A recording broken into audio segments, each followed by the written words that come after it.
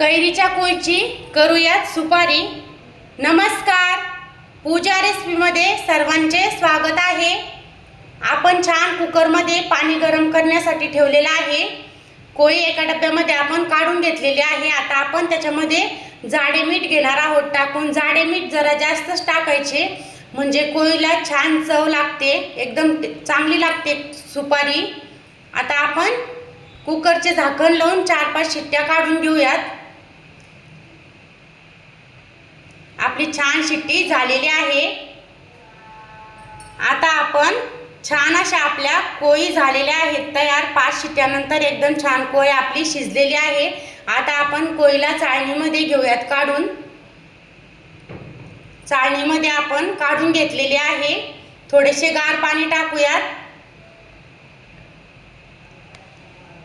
त्याची वरची साल घेऊयात काढून। एक एक करून सर्व कोळीची वरची साल काढून घेणार आहोत।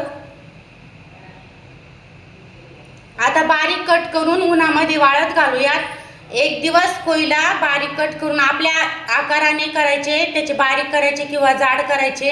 बारीक केल्यावर लवकर वाळते। सर्व कोळीचे असे छोटे छोटे तुकडे करून घेऊयात। असे झालेले आहेत आपले सर्व कोळीचे छोटे छोटे तुकडे करून। आता आपण कोळीला एक दिवस वाळत घालूयात। एक दिवस वाळल्यानंतर एकदम छान अशी आपली सुपारी झालेली आहे कोळीची तयार।